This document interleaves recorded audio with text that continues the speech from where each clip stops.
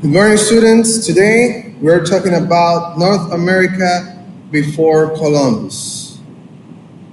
Hello, Mr. C here, and today we're starting this topic, especially with the subtopic, the Mesoamerican cultures. Many Native American origin stories tell how their people arrived in the world through the intervention of animals or from nature. For example, Native Americans of the Northwest Coast emerged from a clan that appeared on the beach.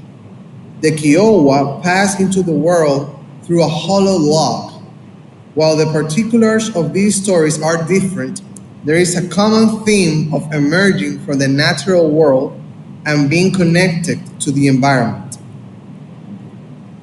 While no one knows for certain when the first people arrived in the Americas, current scientific evidence suggests that the first humans arrived between 15,000 and 30,000 years ago.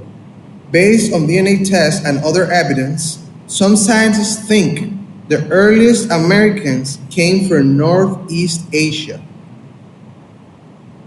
Some may have arrived during the last ice age, when much of the Earth's water became frozen and created a land bridge between Alaska and Asia along the Bering Strait.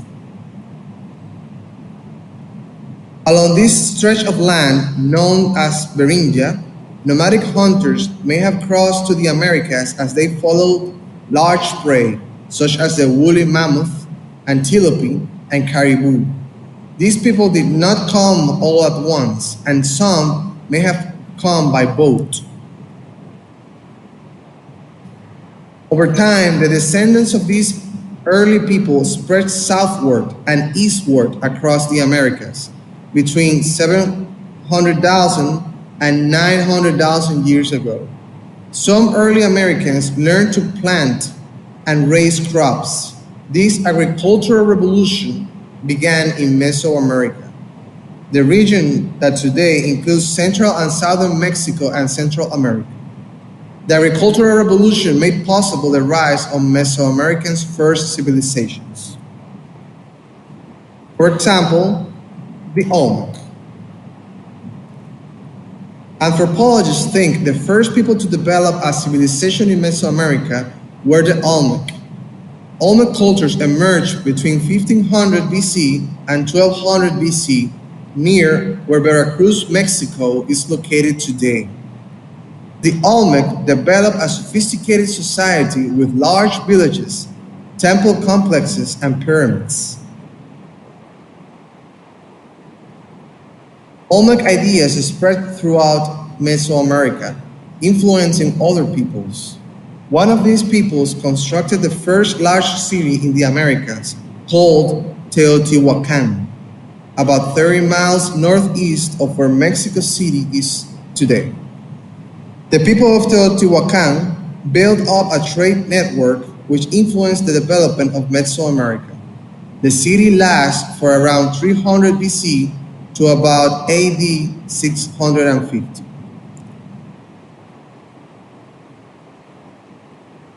The Maya. Around AD 200, the Maya civilization emerged in Yucatan Peninsula and expanded into what is now Central America and Southern Mexico. The Maya had a talent for engineering and mathematics. They developed complex and accurate calendars linked to the position of the stars. They also built temple pyramids. These pyramids formed the centerpieces of Maya cities, such as Tikal and Chichen Itza. Marvels of engineering, some pyramids were 200 feet high. At the top of each pyramid was a temple where priests performed ceremonies dedicated to many Maya gods. Although trade and a common culture linked the Maya, they were not unified. Each city-state controlled its own territory. Because of the fragmented nature of the society, the different cities frequently went to war. The Maya continued to thrive until AD 900s. when they abandoned their cities in the Yucatan for unknown reasons. Some anthropologists believe Maya farmers may have exhausted the region's soil. This, in turn, would have led to famine, riots, and the collapse of the cities. Others believe that invaders from north devastated the region. Maya cities in what is today Guatemala flourished for several more centuries, although by the 1500s they too were in decline. The Toltec and the Aztecs. North of the Maya civilization, the Toltec people built a large city called Tula. Master architects, the Toltec built large pyramids and huge palaces with pillared halls.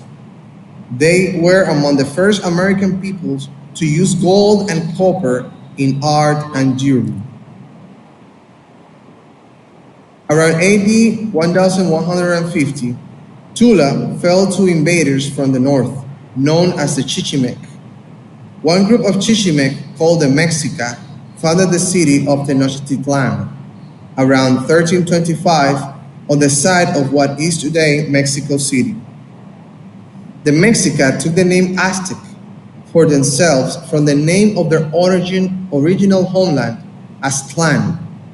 Aztlan is thought to have been located in the American Southwest. The Aztec created an empire by conquering neighboring cities.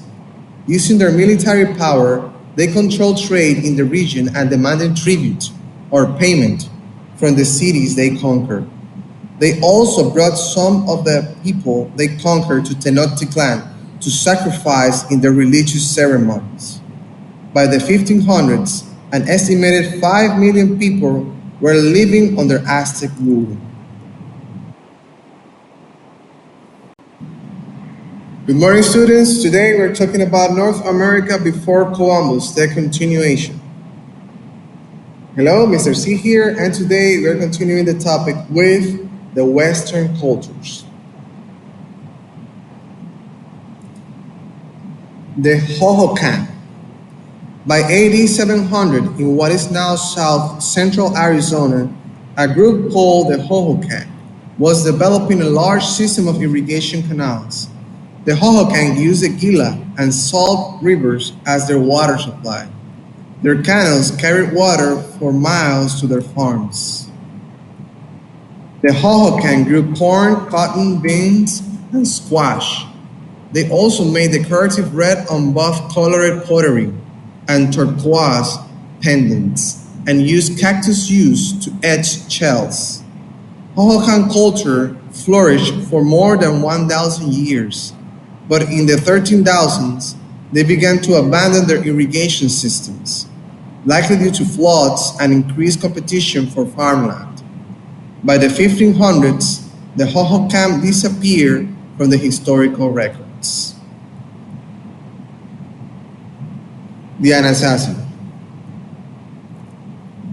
Spanish explorers called the Anasazi structures pueblos, the Spanish word for villages.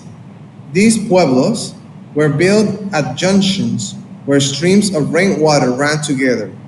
One pueblo, called Pueblo Bonito, had more than 600 rooms and probably housed at least 1,000 people. Mississippian cultures and its descendants. The Mississippian culture emerged between AD 700 and AD 900. It began in the Mississippi River Valley, where the rich soil of the floodplains was well suited to the intensive cultivation of maize and beans. The Mississippians were great builders of cities. One named Cahokia by anthropologists covered about 5 square miles, contained more than 100 flat-top pyramids and mounds, and was home to an estimated of 16,000 people. The largest pyramid, named Monk's Mound, was nearly 100 feet high, had 4 levels, and covered about 17 acres. As it expanded across the American South, Mississippian culture led to the rise of at least four large cities with flat-topped mounds. These settlements were at what is now St. Louis, Missouri, Spiro, Oklahoma, Moundville, Alabama, and Etowah, Georgia.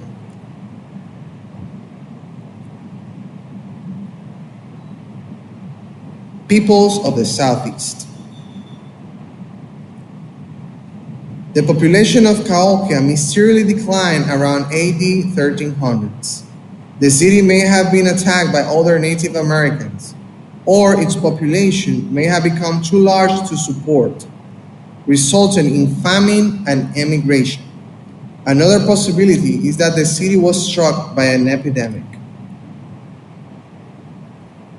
Many aspects of the Mississippian culture survived in the Southeast until the Europeans arrived.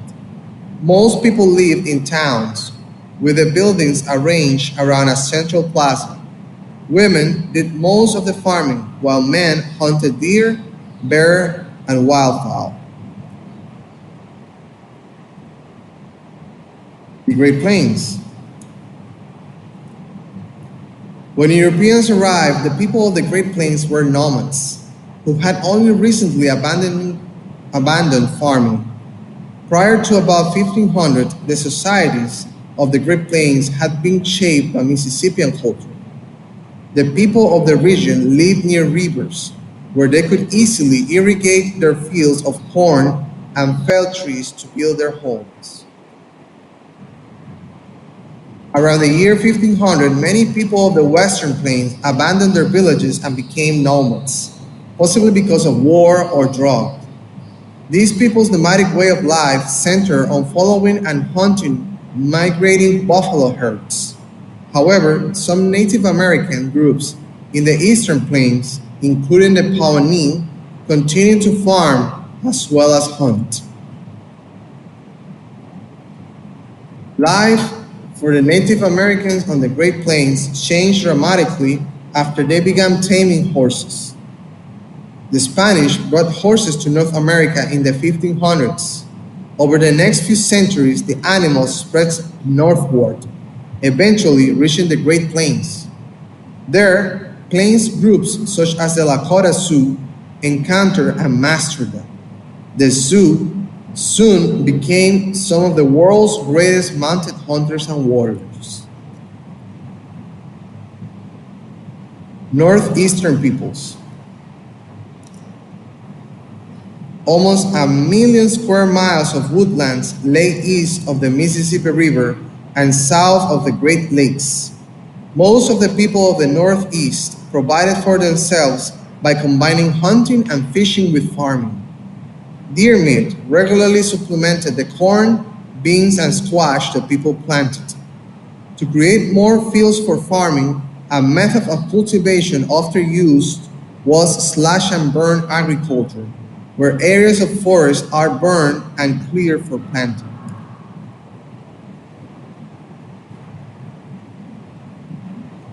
The Algonquian people.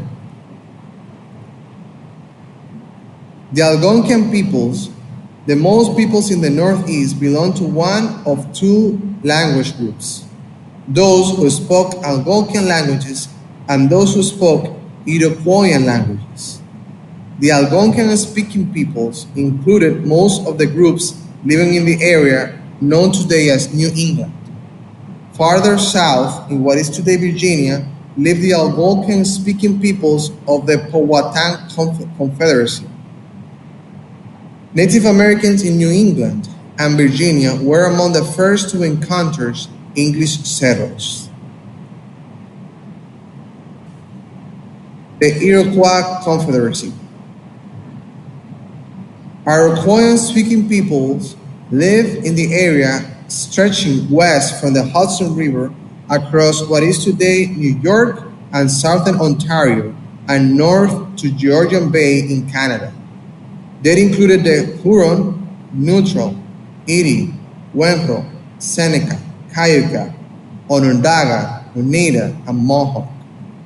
All the Iroquoian peoples had similar cultures, extended families or kinship groups, lived in long houses in large towns, which they protected by building stockades.